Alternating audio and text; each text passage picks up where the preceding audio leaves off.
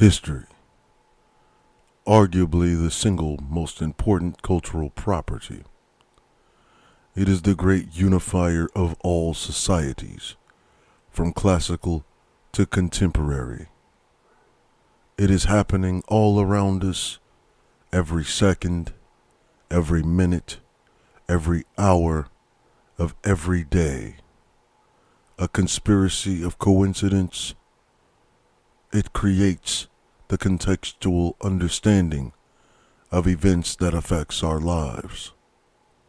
If we are vigilant enough, we can witness it happening. If we are keen enough, we can make it happen. By understanding it, we can alter the reality of the present or change the trajectory of the future. For without history, we are without purpose. We are without identity. Welcome to the gray area, where we examine history in hindsight. February 6, 1788, the United States gained official recognition from France as the two nations signed the Treaty of Amity and Commerce and the Treaty of Alliance in Paris. 1788, Massachusetts became the sixth state to ratify the U.S. Constitution. 1815, the state of New Jersey issued the first American railroad charter to John Stevens. 1843, the Virginia Minstrels opened at the Bowery Amphitheater in New York City.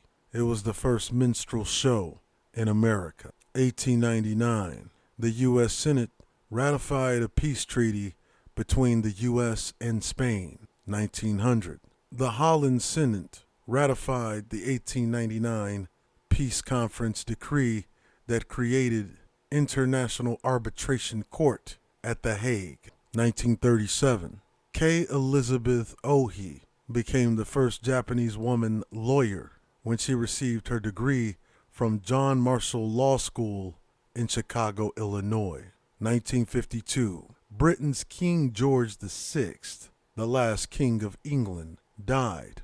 His daughter, Elizabeth II, succeeded him, and she has been the monarch of Britain since his death. 1959, the U.S. for the first time successfully test-fired a Titan intercontinental ballistic missile from Cape Canaveral. 1987, President Ronald Reagan turned 76 years old, making him the oldest United States president in history. 1998, Washington National Airport was renamed after President Ronald Reagan with the signing of a bill by then U.S. President Bill Clinton. 1999, heavy fighting resumed along the common border between Ethiopia and Eritrea. 2000, Russia's acting President Vladimir Putin announced that Russian forces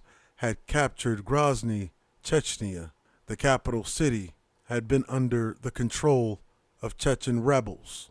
2002, a federal judge ordered John Walker Lind to be held without bail pending trial. Lind was also known as the American Taliban. 2012, architect Norma Merrick Sklaric of New York worked behind the scenes on some of the largest architectural projects in America, notable in architectural history as the first Black American woman who was also registered as an architect in both New York and California. Sklaric was also the first Black woman to be elected as a prestigious fellow of the American Institute of Architects. In addition to being the production architect for many high-profile Gruen and Associates projects, Sklaric also became a role model to many young women entering the male-dominated architecture profession. Sklaric did not wait to be doomed to the obscurity of history's forgotten. Instead of letting history decide her fate, she chose to make history. and determine her own. You see, history, much like time, waits for no man. It is ultimately up to us to decide whether we choose to make it or be the reason we repeat it. However, no matter what side of it that you stand on, you can only learn from it by looking at history in hindsight.